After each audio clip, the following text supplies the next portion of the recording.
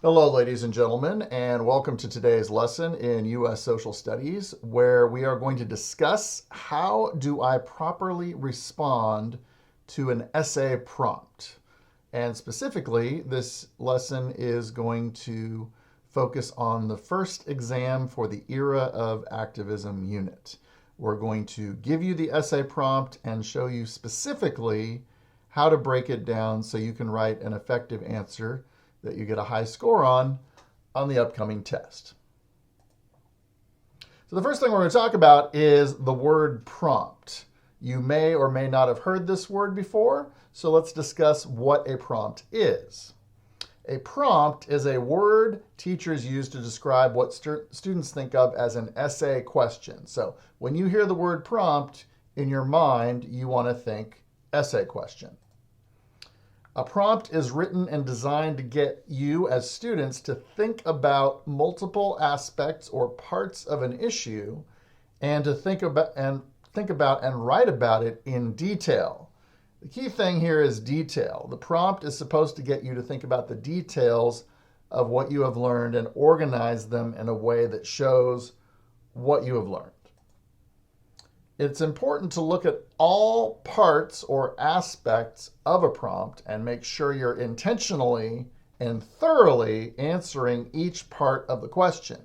If you answer one part of the question and you don't answer all parts of the question, you are giving away the opportunity to get more credit for the essay question, and you're also giving away the opportunity to actually show what you know and what you have learned.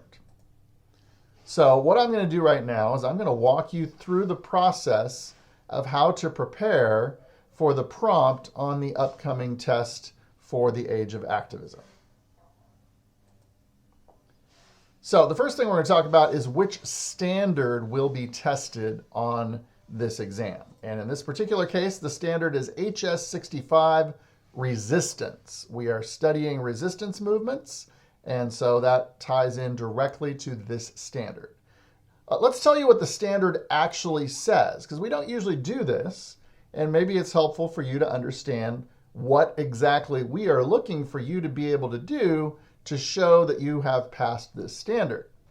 And that is, you are being asked to identify and explain strategies of survivance, resistance, and societal change by individuals and traditionally marginalized groups confronting discrimination, genocide, and other forms of violence based on race, national origin, ethnicity, religion, sexual orientation, and gender. There's a lot there, but what we've been learning about is discrimination, specifically based on race, national origin, and ethnicity. We will get to the other aspects of this standard in future lessons and units. So the prompt on the test is designed to allow you to show that you can do what this standard says. The key words in this standard are identify and explain. Notice right here, identify. And notice right here, explain. So this may seem a little over the top, but we're going to actually talk about what does it mean to identify something? What does it mean to explain something? What are you being asked to do? So if you're identifying something, you're establishing or indicating who or what something or someone is. You're pointing it out. You're describing it, although describing is different. Explaining is you're making an idea, situation, or problem clear by describing it in more detail or revealing relevant facts or ideas. So if the standard says you need to identify and explain, it's good to have that in the back of your head as you're studying for and creating your response to the question. So your mission on this essay is to list, in other words, identify, the examples asked for and explain how they relate to the question. So let's dig in. What is the prompt on the test? This is the slide you've been waiting for, because you are being given the test question. And not only are we giving you the test question, we're going to break down exactly what it is you need to accomplish when you're formulating your answer for the test question. And the idea here is maybe if we do this, some of you will be more successful when you take the test. So let's dive in. The question you are being asked to answer on this week's test is, identify 3 ways in which the Black community in the United States was oppressed before and during the 1960s, and identify 3 strategies that they used to solve the oppression. Select one of these strategies of resistance, explain what the strategy was, how it was used, and the goal of its use. So, the first part of that answer is going to be the first part of the question. It's asking you, identify 3 ways in which the Black community in the United States was oppressed before and during the 1960s. So you are going to have an entire paragraph dedicated to explaining 3 specific ways the African American community was oppressed. Your second paragraph, if you're writing a good and an effective response, is going to describe 3 strategies of resistance. And we've talked about multiple strategies of resistance in class, so you just need to choose 3 of them. That's going to be an entire paragraph. And we're going to walk you through what that should look like. And the final thing you're being asked to do is explain one strategy, how it was used, and the goal it was meant to achieve. So you're going to choose an event. We've learned about many historical events in this unit. You're going to choose one. You're going to describe what the issue was, what the strategy was that was used to confront it, how that strategy was used, what they were trying to accomplish with that strategy, and if you really want to wrap it up nicely, talk about the end result. To do this well, you're going to have to write 3 paragraphs. If you want to get a 4, you're going to have to write 3 paragraphs. So let's talk about what those paragraphs should look like.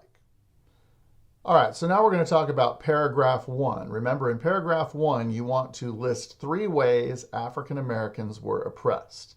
Now, I'm giving you an example of sentence frames here, and those sentence frames will be available to you when you take the test. And please notice in my sentence frames, if it's asking for 3 things, I'm listing thing 1, thing 2, and thing 3 in the sentence frames. So we've learned about a number of ways African Americans were oppressed, but there were 3 main ways in which they were repressed.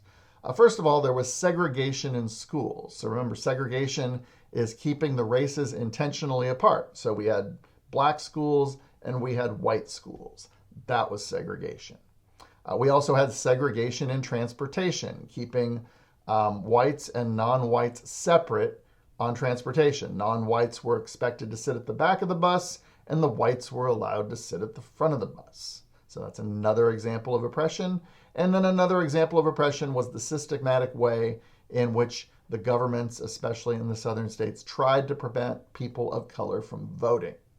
And we talked about that in some detail. So those are the 3 main ones. So I would suggest you kind of memorize those and list them out in your first paragraph and use the sentence frames there. I'm not going to read you a paragraph because that would be spoon feeding you a little bit too much, but you can see right here, this is the structure or something very similar to this of what you should be doing in your first paragraph.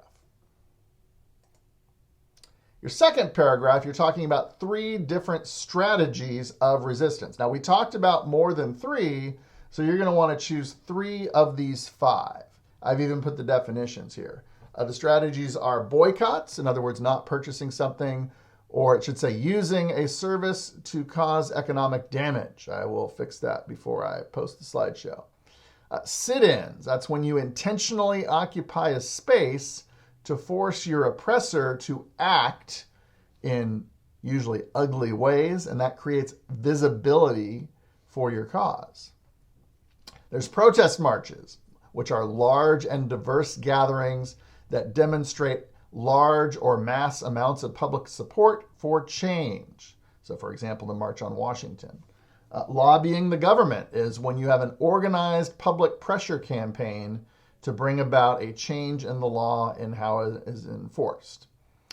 And then you have the more violent strategies, which were supported by Malcolm X and the Black Panther movement. All means necessary, which specifically encouraged by Malcolm X and the Black Panthers, it encouraged violent resistance in the face of oppression and abuse. So again, take a look at the sentence frames here and the structure of those sentence frames, and that's the level of detail you should be trying to achieve as you answer the essay question. Finally, you need to choose one event that we've learned about in class and use that event to explain the strategies and what they're intended to accomplish and the end result. So choose the event, talk about what the event was meant to bring attention to. You want to talk about the strategy that was used during the event, and you want to talk about the end goal the strategy was meant to achieve. And if you really want to put a cherry on top of it, talk about what the end result was. And you have a lot of events to choose from. You have the Montgomery bus boycott, you have the Woolworth's lunch counter sit-in, you have the Freedom Rides, you have the Selma March, you have the March on Washington, and you have the Freedom Summer. So choose one of those, figure out what strategy was used, and in some of them, newsflash, it's in the title, and then describe what happened, what the end result was, if it was effective. Like, throw some opinion in there. Show that you've actually engaged mentally with the topic.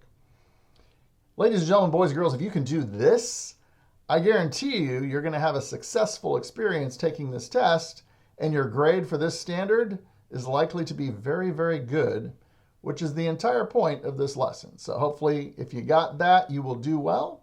This is Mr. Blumendahl signing off until next time. Thank you for watching.